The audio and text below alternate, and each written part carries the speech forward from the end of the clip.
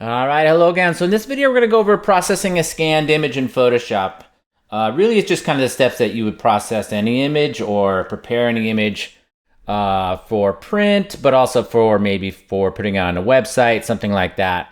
So we're going to go through the general steps: cropping, straightening, maybe a little bit about composition with the rule of thirds, spotting, getting rid of spots, adjustment layers to adjust contrast. There's a lot of ways to do that, but we'll do it in adjustment layers because it's kind of a simple one. A little bit about sharpening, saving as a Photoshop file, and then finally exporting as a JPEG or anything else. A couple of ways to do that. And the process is very similar in Adobe Camera Raw as well. So you may see a different separate video for that, but this one we're going to do it in Photoshop. So we've got this image called Family Photos. This is gang scanning, which means that when you're scanning on a scanner, a lot of printers, home printers, all-in-one printers have scanners now. So you can do this yourself. But basically, these are old, I think these are Polaroids actually, or old prints anyway. And you can scan them, a lot of them together, so you can save a little time.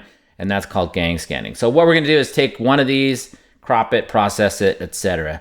So if you haven't seen anything about Photoshop, then I'm gonna skip around quite a bit, obviously. But you've got tools on the left.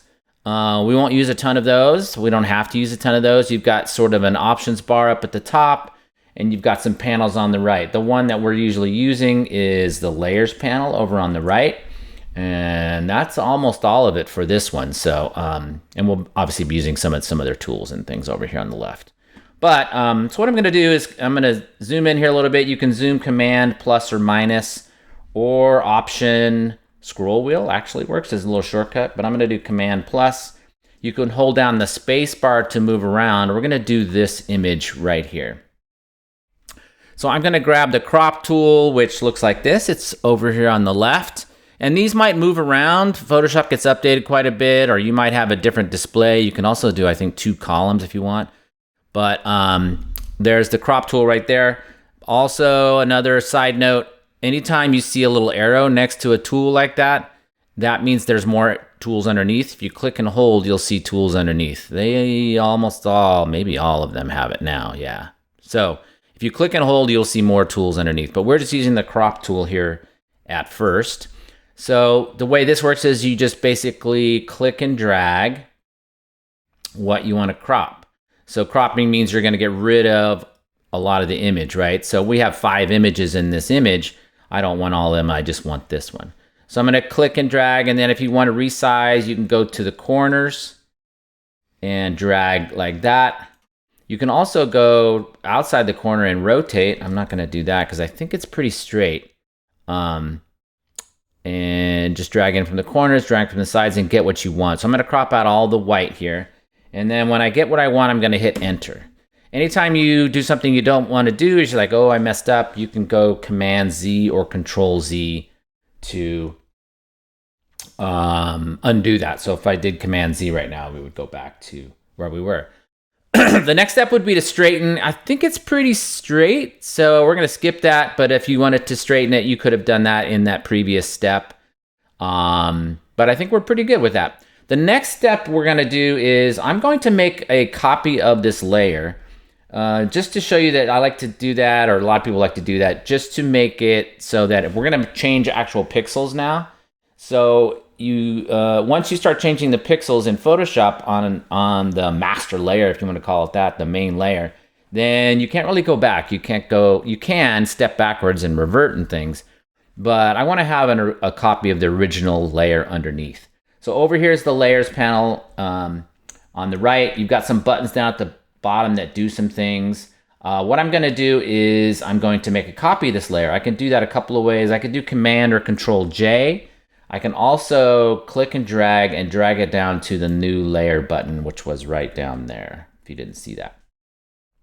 So now I've got 2 layers. And the way you can think about layers, if you didn't know this, is sort of like, the way I think about them is like plastic. I don't know why I think of plastic. Plastic layers with image information on them. They can be anything. They could be text. They could be pixels. They can be lots of different things. But Yeah, and then you can rearrange them. You can click and drag over here in the layers panel to rearrange them. If you wanted to make this background layer, which has a little lock on it, into a regular layer, you could double click it and say okay, and it would be a standard layer that you could manipulate. Background layers, you can't delete parts of it or make it transparent and things like that. That's kind of a side note. But we have this background copy layer on top. If I wanted to rename it, I could double click there and rename it if I wanted to, right on the name. Anyway, so I'm gonna grab, I'm gonna go up to the spot healing brush, which is right up here. I'm gonna try to zoom in so you guys can see this a little bit.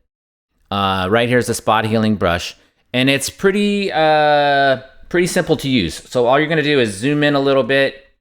I think you should probably zoom in so you can see a little better, right? And then you're going to have a brush. Up here at the top in the options bar is where you can set the size of the brush, the hardness. There's angles and things too, but that's not really relevant for this. But there's definitely size and hardness that you might want to pay attention to. Generally, you don't want it to be a hard edge brush. When you're doing this kind of spotting and cleanup, you want it to be a soft brush. So I'm gonna set the hardness to 0. And then I can use this size slider to change the size like this. Or I can just use a little bit faster shortcut is to use your square brackets. So they are next to the P on your keyboard. So I'm gonna do that. I just want it to be slightly larger, the brush to be slightly larger than whatever I'm getting rid of. And all you have to do really is just click. Or if it's a bigger thing, you might have to paint just a little bit. So you can click and drag, or you can just, let me actually go to 50% hardness. And it doesn't have to be exact or anything. I just changed the hardness up here to about 50 so that it's not so soft because I'm not getting all the spot. So I'm gonna go right here and click. And if I see something bigger, I can click and drag. Sometimes it might not work very well on an edge. I will show you another way you can do that in a second here. You can also drag, like I said. So if I drag here, and if it doesn't do a good job, then just do Command Z and you can try something else. I'll show you a couple of other methods, but I'm just going in here and it's kind of like a meditation, a Zen Buddhist kind of meditation. It's not Buddhist. It's like a meditation thing where you can click and get rid of these little spots, right? So that's all I'm doing is clicking, get rid of these spots. And you might need to adjust the size of the brush depending on the size of the problem. And you just want it, like I said, you just want it to be slightly larger than whatever you're getting rid of. So this could take quite a while on this image because there are a lot of spots on it. I don't know if that was from the scan itself or if it was scratches on the image. If the person who was scanning it was smart, and that was probably me, they would probably make sure that image was clean and didn't have dust on it and things that I had to get rid of this way. It's a lot easier to just clean off an image, wipe it off with a dust cloth or something than it is to go in here and get rid of it after in Photoshop. So you get the idea. I'm just clicking, moving around. I'm using the space bar, like I said, to move around. Let's go back to the one that we were looking at before. If it's on the edge of something, oh, here it is, on the edge of the lamp there. So that is the spot healing brush, pretty self-explanatory. There's also a healing brush tool, which is the third one down. So the healing brush tool, it takes a little bit more preparation. So I'm gonna make a smaller brush here. And what I can do with that one is what I do with that one is I hit the Option key or the Alt key on a PC, and I click, and that sets a sampling point. So if you look now, wherever I click, it's taking pixels from this spot and putting it somewhere else. So I'm gonna click right here on this line, the edge of that lamp, and then go down here and click, and I've done that part. So that's a little more control than the spot healing brush doesn't have much control. You just click and hope it works, right? So that's another tool that you can use.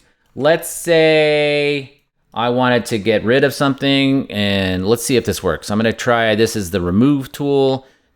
Some of these tools are being updated as we speak, but I'm just gonna click on, say I'm gonna get rid of this picture. I'm gonna click up here and just drag up there like that.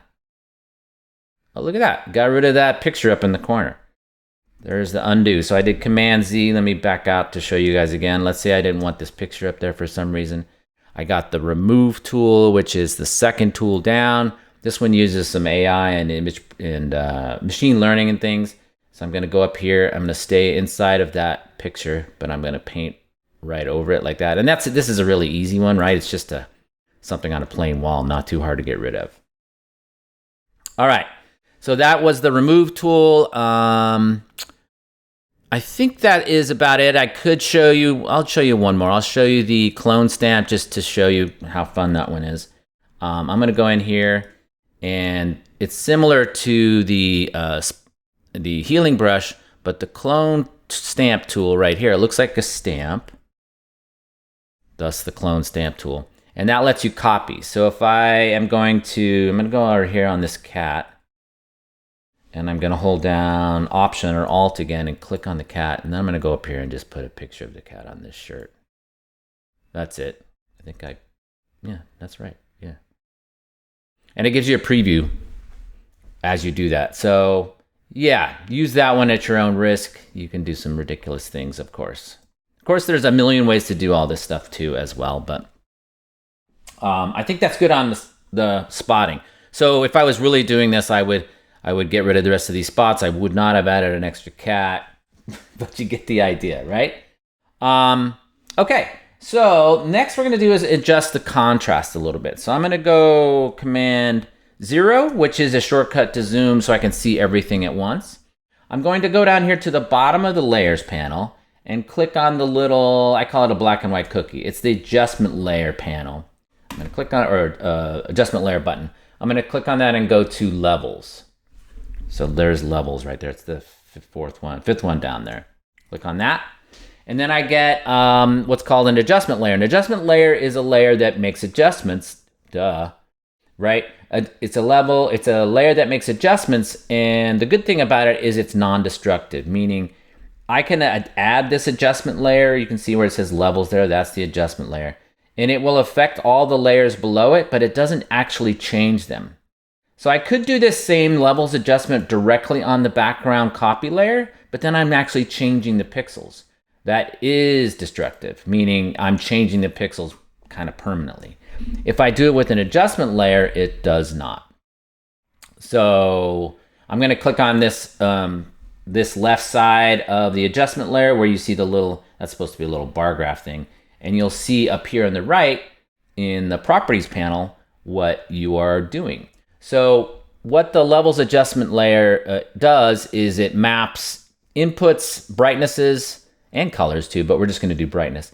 It maps the inputs to the outputs, meaning it's going to take what's black in the image and make it lighter or darker, or what's gray in the image and make it lighter or darker, what's white in the image and make it lighter or darker. So the way this works is it shows you, this is a bar graph of basically the brightnesses in the image. This is the black point, the darkest part. This is the white point, the lightest part, and this is the middle. So what you can tell, kind of, if you look at this, there are no blacks in this image, and there are no white, pure white. Most images, not all, but most of them will look better if you have an even distribution. I'm going to click on the move tool so I don't keep seeing this clone stamp preview. I just clicked on the top left tool, the move tool. Most images will look better if they have a black point or an actual black and an actual white, and that will help redistribute the contrast or the brightnesses in the image so that you get good contrast. Contrast is the ratio of the black to the white. Right now, when you scan this version, this image that was scanned is a little bit flat. Flat's a term we use to mean the contrast is kind of low. So it looks kind of gray, right? It doesn't really pop. So the easy way to do this, and one reason I'm showing you this levels way to do this with the contrast, is it is pretty easy to do. So all you do is kind of go up here and you drag this white slider until you start to get where you see some pixels. And if you watch over here, you'll see the image start to kind of adjust. And I'm going to drag over here until I start to get where there's some pixels in the actual image. And now these pixels that are down here, which were the darkest in the image, are now encroaching on black, actual black, and these are encroaching on white, actual white. So now it looks like this. If I turn on and off that layer, here's an eyeball there. That's generally how you can turn on and off layers in all Adobe products, basically. If I click on the eyeball, there's the before, because now we're looking at the background copy layer, and here's the after. So you're just turning on that adjustment. That's how it's non-destructive. We're not actually doing anything to these pixels. We're just saying, hey, take the brightnesses in this image and redistribute them. That's why the histogram looks a little bit choppy now, because we've stretched out the brightnesses in the image so that they fit all the way across from left to right. Just one thing I'll show you real quick. If I use these other sliders underneath that, it will have the opposite effect. It'll make it more gray. So this is input, this is output. If I'm only outputting, shades of gray, it looks gray. Makes sense, right? So I don't want to do that. Usually you might want to, but probably not. So I'm just gonna go like this, and you'll watch this histogram appear at the top, which is a graph of the colors. It looks the same as this, except it has colors in it. It will get stretched out and go all the way across. So that's what we're doing, we're redistributing the brightness across. If you want to change so that's the contrast. If you want to change the overall brightness, you can slide this middle slider, the middle one. So I might go just a tiny bit brighter, I guess. And there you go. So that is using the histogram or the levels adjustment layer to adjust the contrast. I'm going to show you one more thing in case we don't really need to do it on this one, but I'm going to show you how to do use a Camera Raw tool to do a color adjustment, color balance. It basically adjusts the color balance.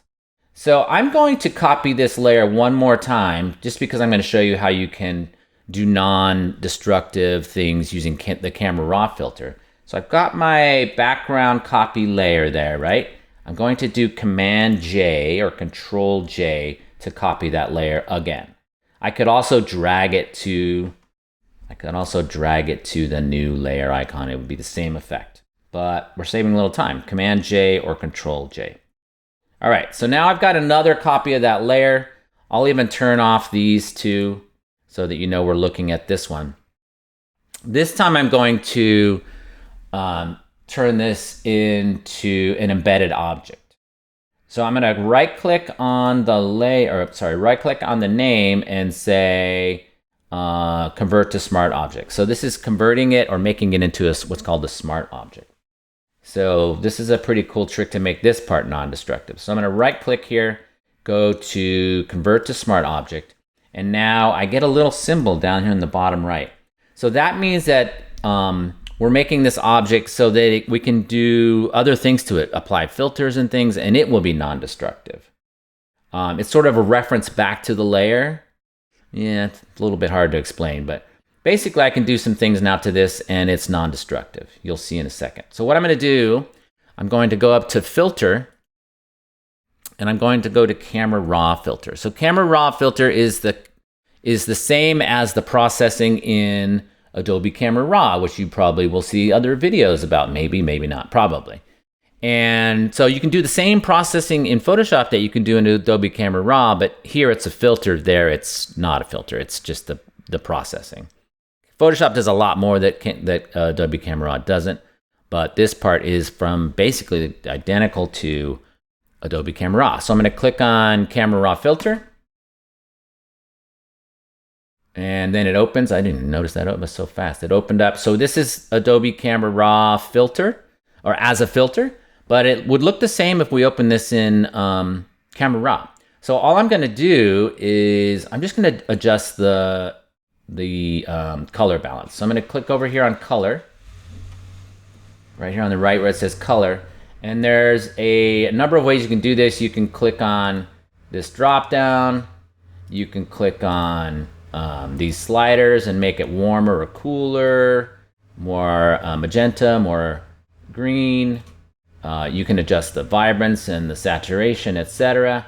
I'm going to reset and go to as shot, even though it wasn't shot, so that it's back to zeros. So we're at all zeros here. Make sure that you're at zeros. on these adjustments. Then I'm going to click on this tool right here, which is the white balance tool. So I'm going to click on that, and I'm going to choose something from the image that is neutral, meaning it's not, doesn't have a color cast, it's gray. So you're looking for something gray. So I'm going to say that this wall is kind of gray. I'm going to click on it and see what happens. So now it looks a little bit green to me. I'm going to click somewhere else. You can click around. Actually, that works pretty well. Maybe that's a little blue. I clicked right about there.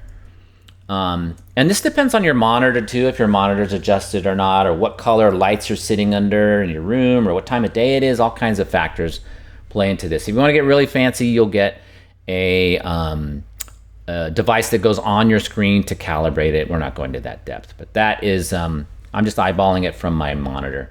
And you can see that it made it a little bit bluer and slightly more magenta, but not very much of an adjustment at all. Since we're here, we'll also go to vibrance here. So vibrance is a way to increase the saturation of colors.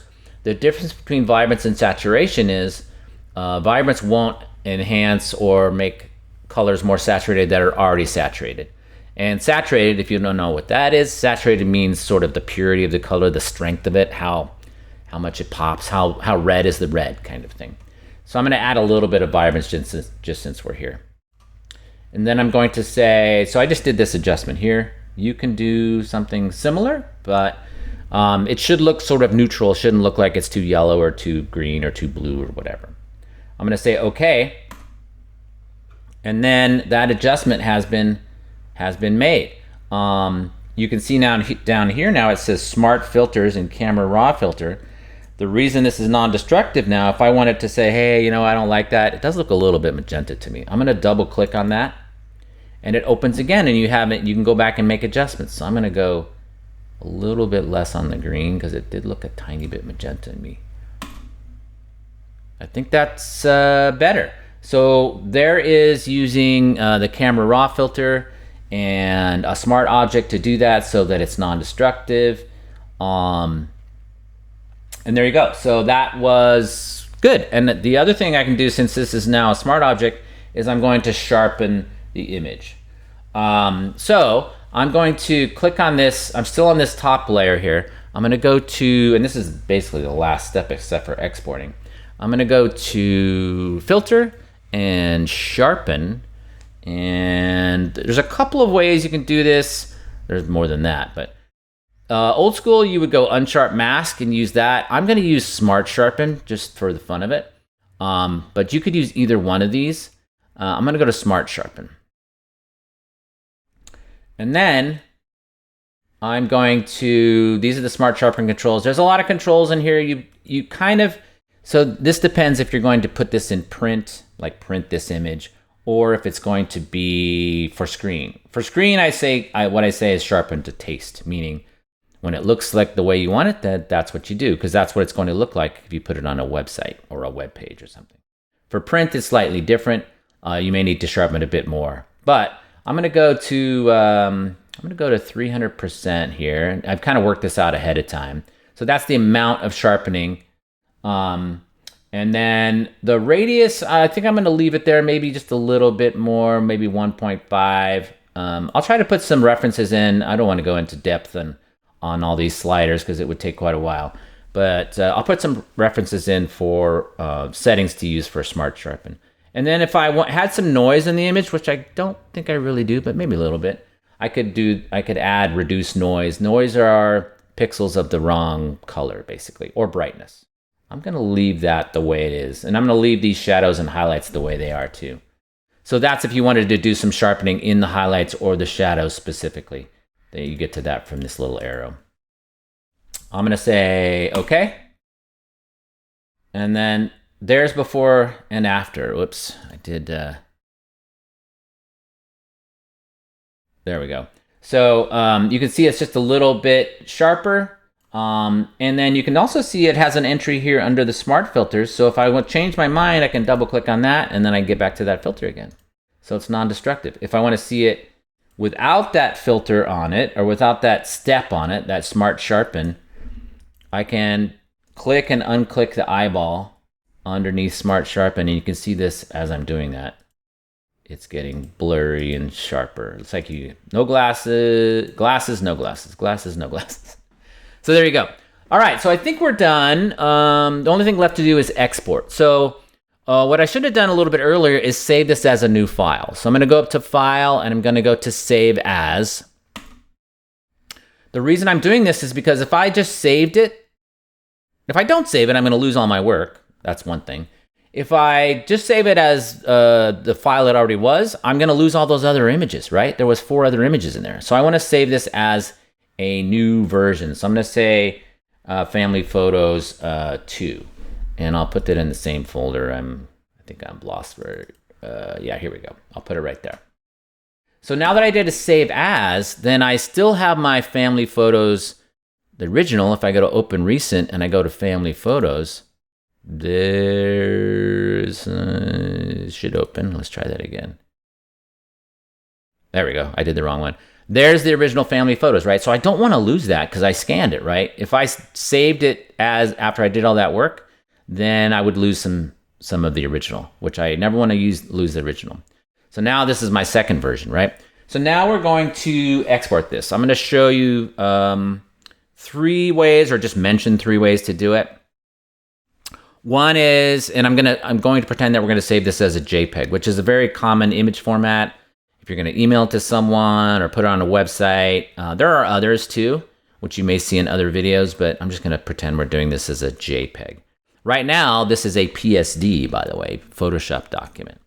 That's the one that you want to save your image in as you're working, because it saves all your layers, all your work, that kind of thing. If I save this as I save it as a JPEG, all this layer stuff will go away. I can't do any adjustments anymore.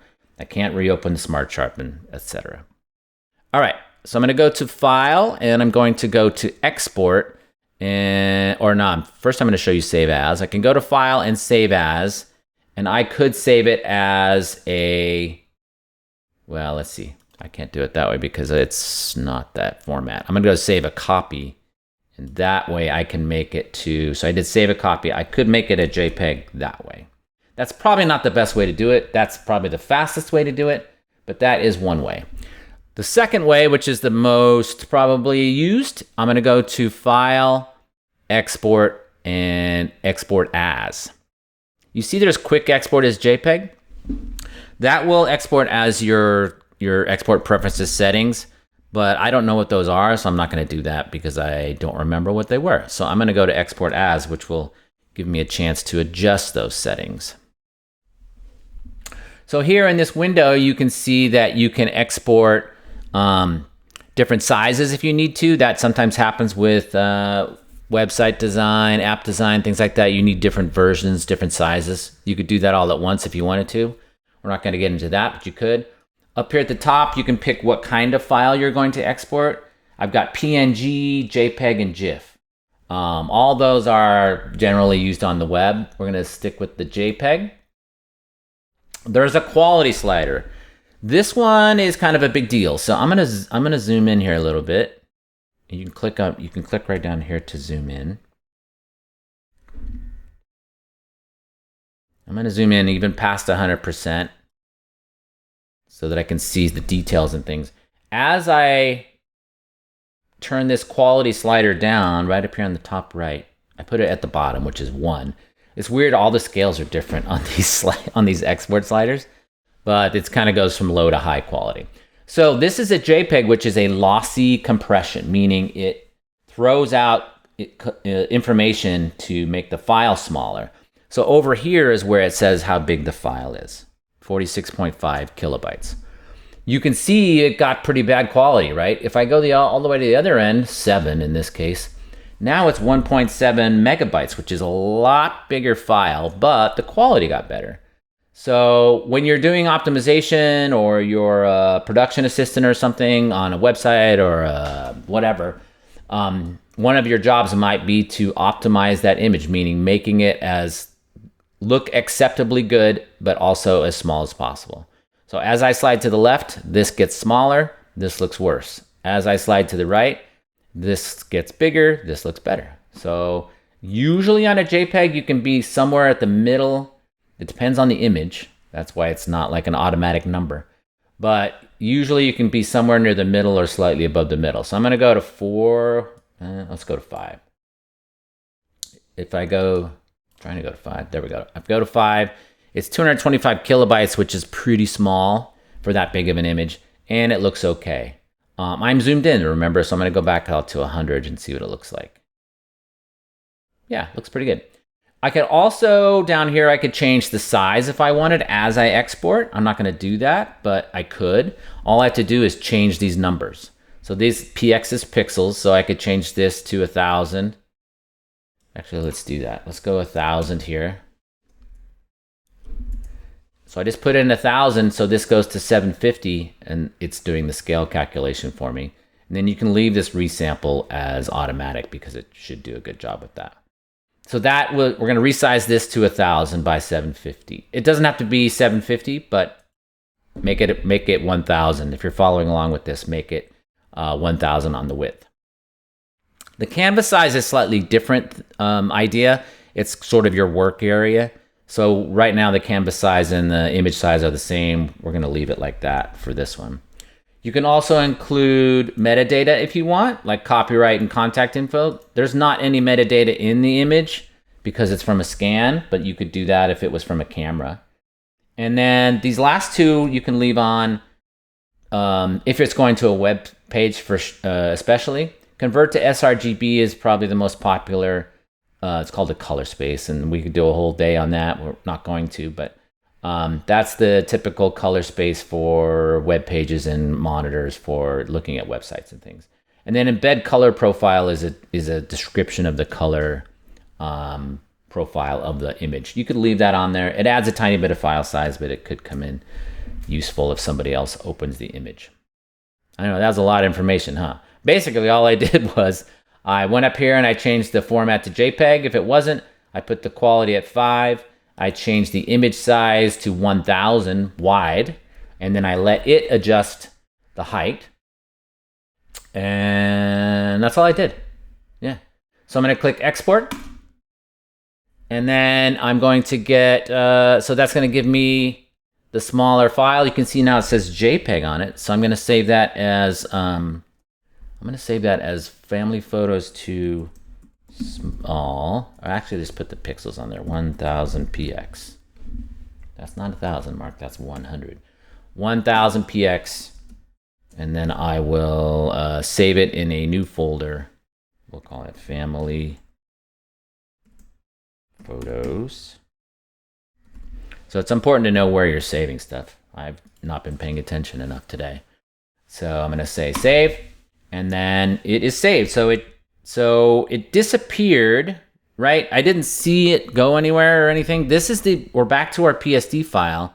But if I look on my computer on the desktop in the family photos folder, there is the image. And I spelled, no, I didn't. There's the image, and it's 1,000 pixels wide. It has all that processing we did from the original, which looks like this, right?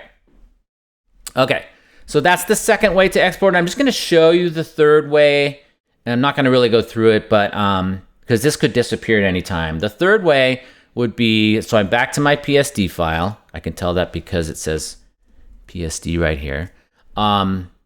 Also, I'm gonna save this file. The little asterisk here, by the way, means that the file has had some changes and hasn't been saved. So I'm gonna save it to make sure I have those changes in there. Well, it's still showing me. Oh, there we go. That went away. So see the little asterisk went away. That means it's saved.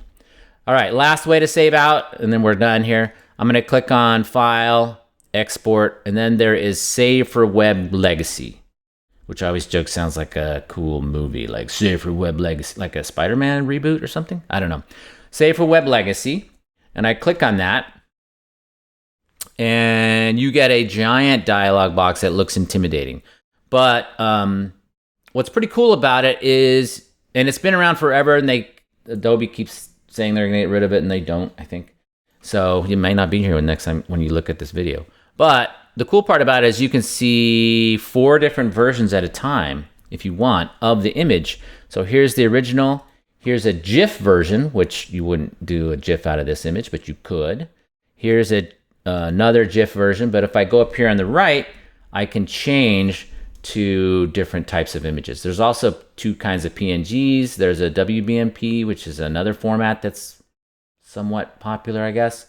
I'm gonna go to JPEG for that one. And then the cool part is you have more control, not really on JPEGs, but you definitely have more control on GIFs and things.